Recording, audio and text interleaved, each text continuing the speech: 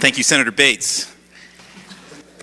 Every one of those postcards that we all receive represents a family that's going to be impacted by what we do here today.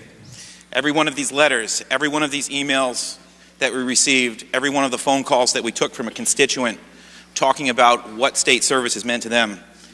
And I rise today not only as a new fiscally conservative state senator, but somebody who spent the majority of his professional career in state service.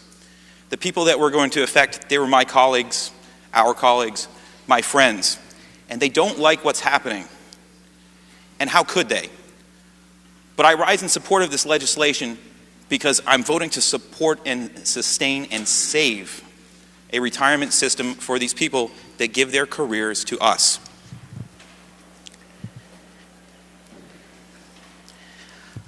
I believe this legislation goes a very long way towards stabilizing the state-administered pension system.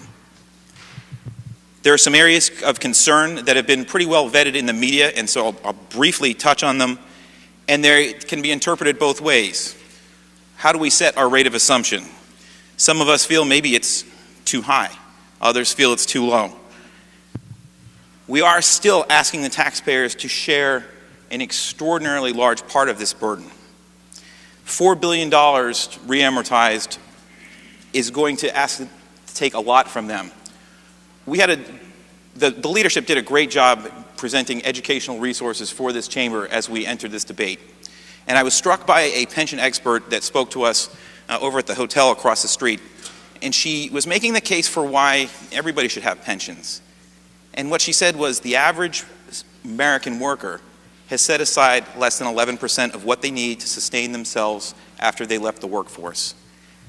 And I have a hard time asking those folks who are so unprepared to manage their own lives when they no longer have a job to pick up even more of a burden to prop up a system as the status quo. So I applaud the leadership of this chamber, of the governor, of the treasurer, of the House, of the finance committees.